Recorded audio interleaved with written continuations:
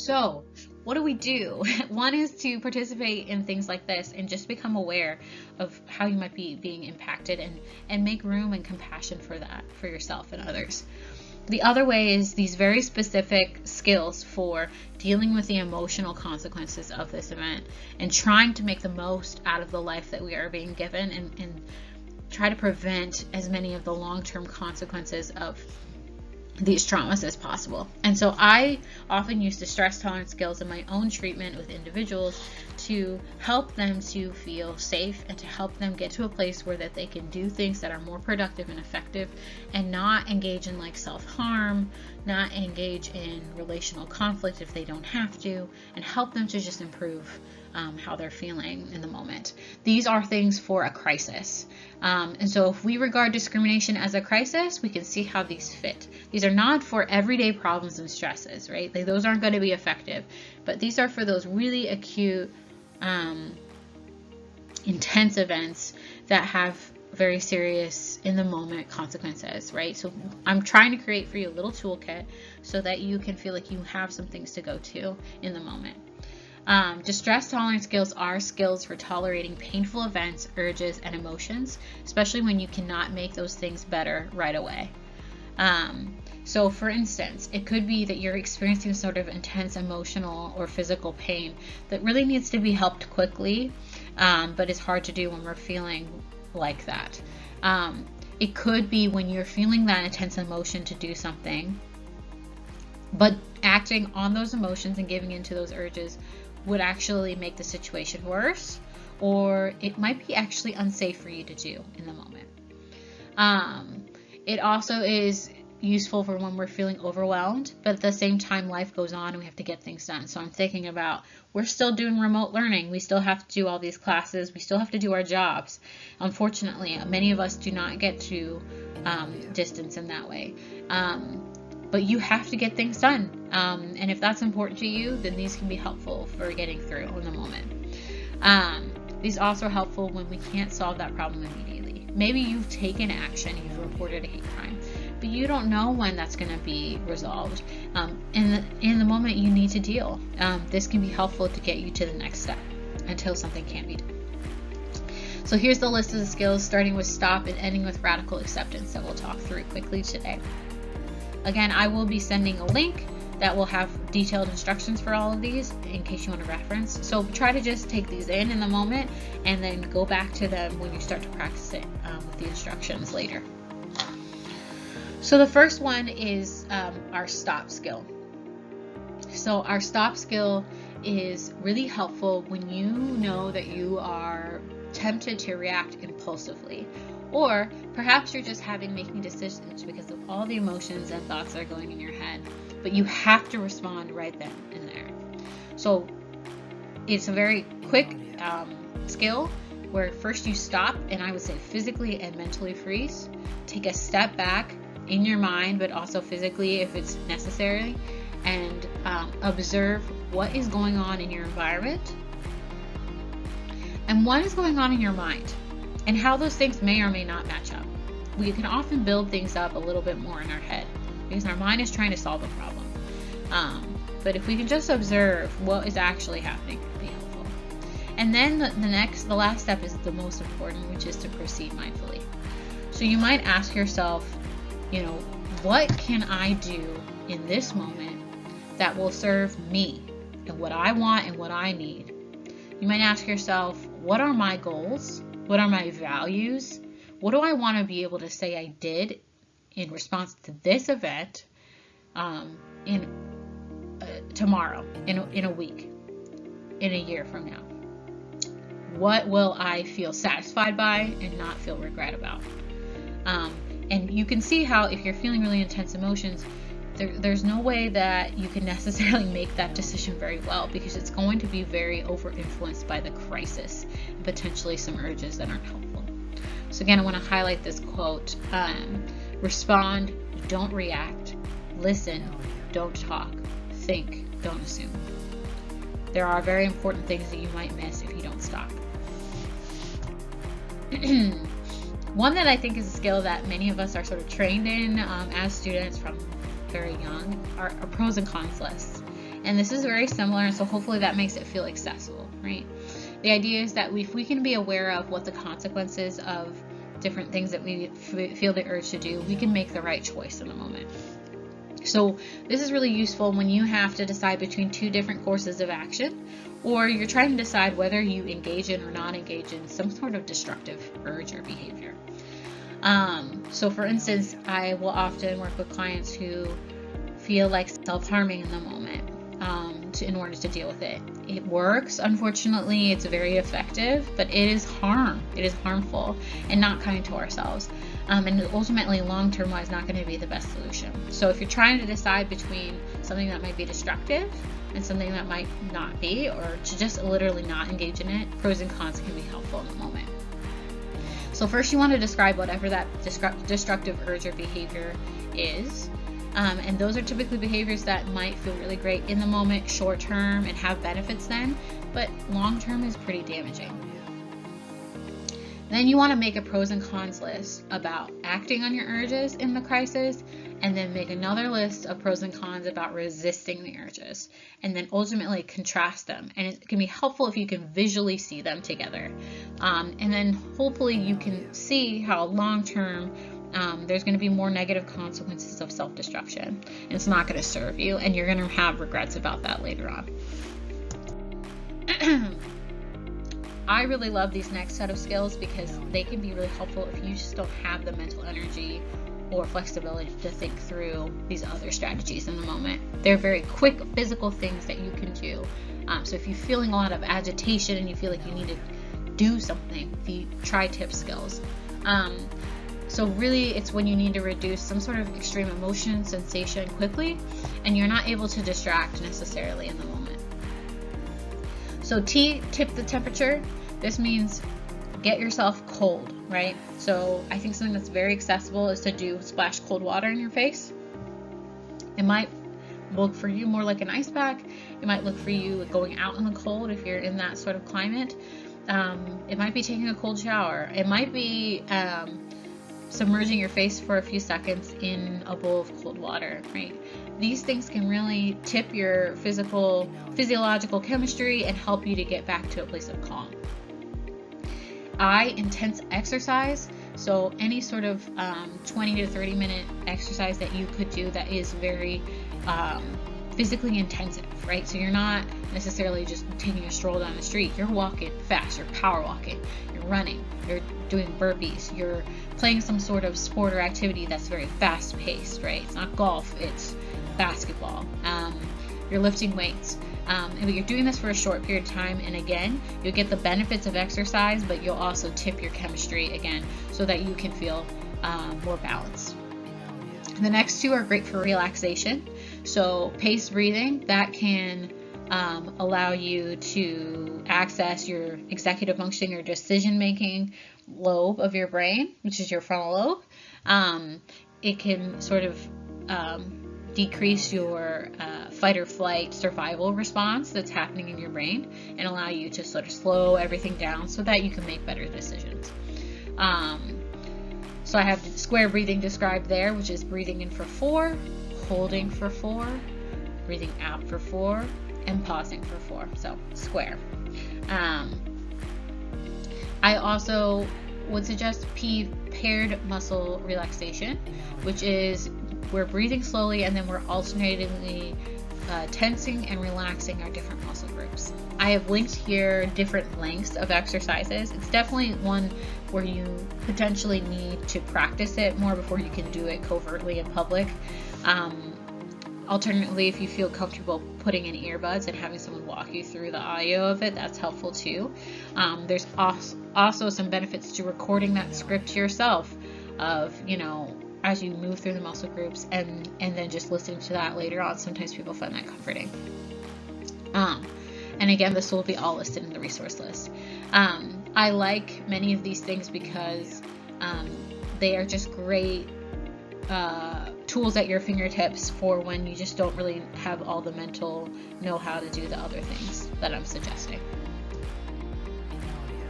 The next is accepts. So this is for distraction. We often think of distraction as a negative thing. I do not. I think when you are in a crisis, it is okay to take yourself away from that moment. Netflix it up if you need to. Listen to your favorite music if you need to. Like, do what you need to do to get through that moment. And it's really important that when you do these things, you try to do them mindfully, meaning really attending to that one thing in the moment. So accepts is just a prompt for coming up with this list of distracting activities. You want to create a list that's tailored to you. So develop this list before you're in a crisis, right? First is activities, right? So you want to do those activities that make you feel opposite to the emotions and the thoughts that you have when you're feeling destructive or in a crisis, right? That might be a relaxation. That might be a bubble bath. I don't know. It might be playing sports. I'm not sure. It might be dancing. It might be singing. It might be creating art. C, contributing and comparisons. So comparisons is a simple one you can do in your brain. It's the idea that you might compare yourself to someone who has it worse than you, or in order to sort of have some more perspective, right? So often I'm thinking about, well, I'm a healthcare worker, but I'm not a nurse that's working in the ER that has to be exposed to COVID right now. I kind of got it pretty great. Even though there are things that are definitely challenging about my situation, it can be helpful to just recognize how lucky I am. Contributing. This is a really powerful one.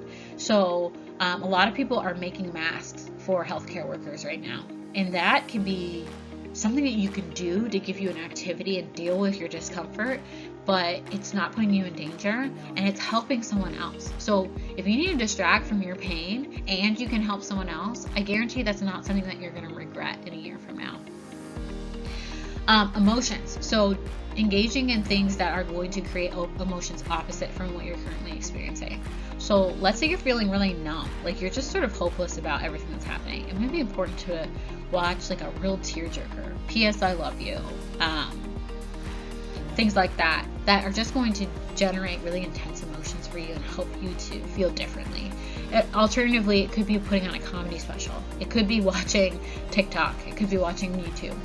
Whatever you need to do to get you to feel differently in the moment. It's okay to distract and create those feelings for yourself.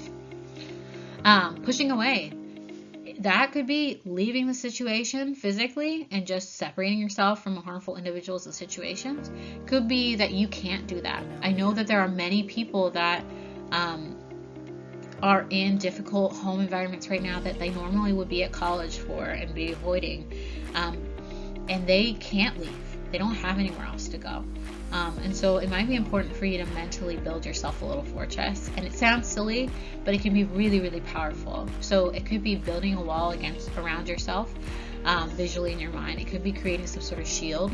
It could be imagining some sort of person, fictional or otherwise, who feels really helpful to you to have there, like sort of on your shoulder or near you as a protection. And then thoughts and sensations, again, it's engaging in thoughts and thought patterns that are going to be very diverting and distracting. So sometimes people will sing their favorite song in their head. Sometimes it's reciting something loud that takes a lot of mental energy and distracts you from what you're doing. It could be creating sensations that are very different than what you're currently experiencing. So you might go back to tip skills with that.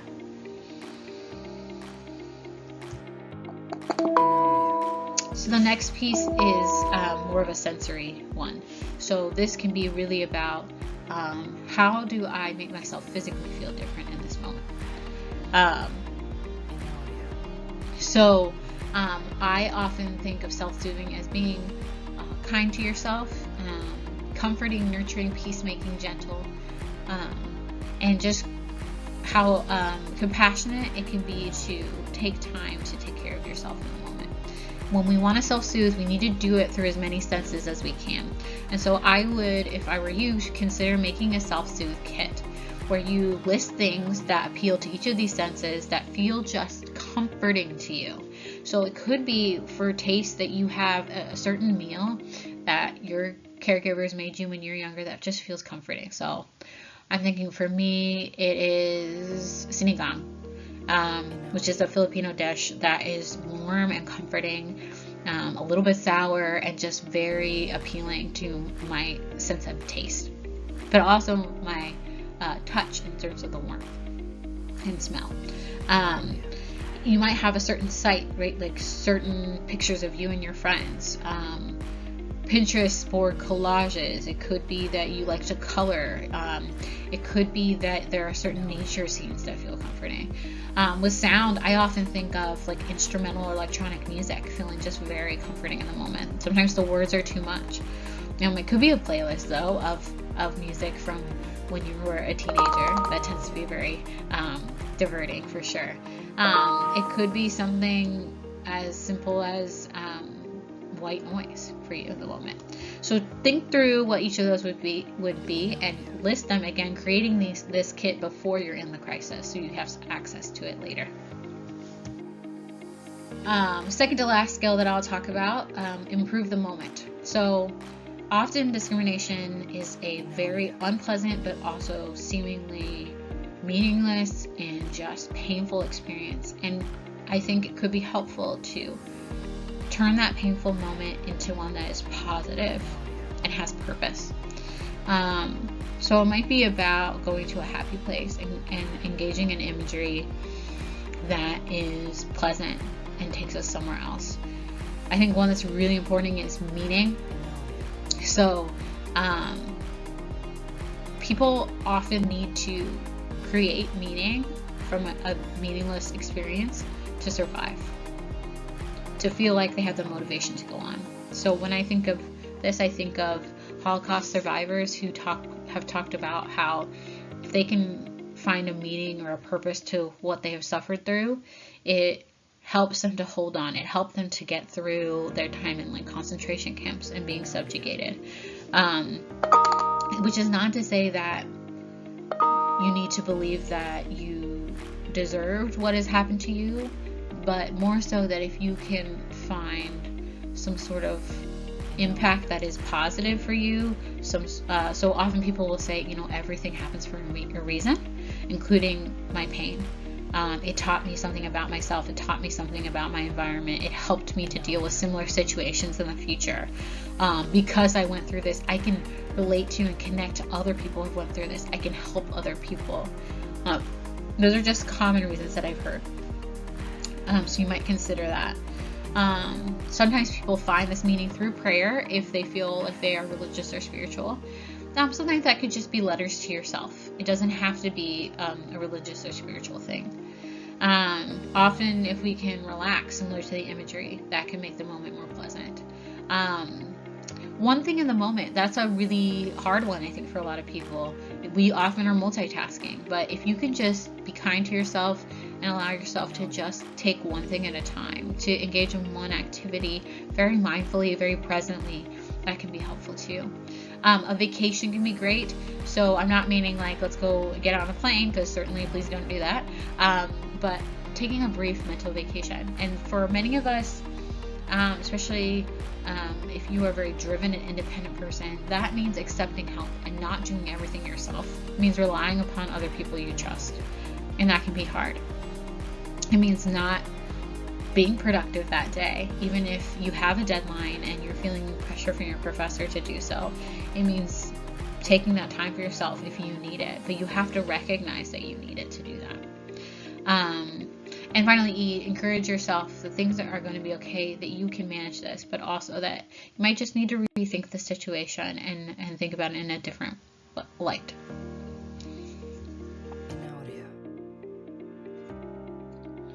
The final skill that I want to address today is a tough one, and I want to be really sensitive and careful about it, because in no way am I trying to suggest that you need to accept the treatment that is unfair when it comes to prejudice and discrimination. What I mean by radical acceptance is this willingness to experience your life and your reality and who you are as you are and as it is. Radical acceptance is not condoning the evil that has happened to you. It's not condoning discrimination. It is not related to what is right or wrong or fair. whether you accept something is not dependent on whether that thing is fair or not.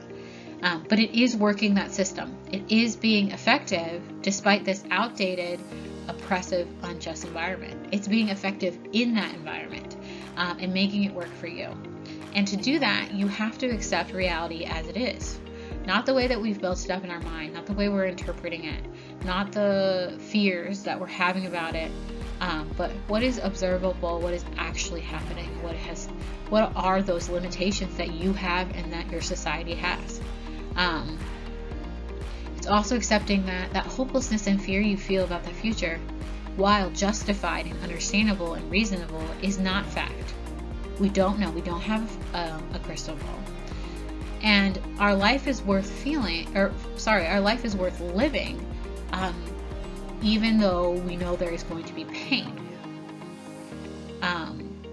which is a tough one. But if we don't even have that basic assumption that we should go on, that we can go on, that there will be something positive at the end of this or through it, why even engage in any of these strategies? Why try to change society? So we need to be able to take stock of that. So again, if we accept that pain is this inevitable, unavoidable experience, and denying that reality actually does not change it, it causes us to suffer more. It turns our pain into suffering. Then we can accept that in order to change, we need to accept the facts.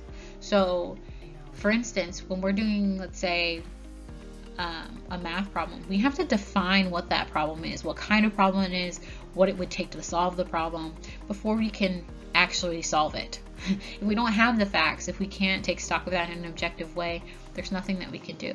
So the idea with radical acceptance and discrimination is if we can acknowledge what the problem is and what has happened and what we need to do and want to do in that situation, then we can begin to change. Then we can begin to feel better and have benefits of it.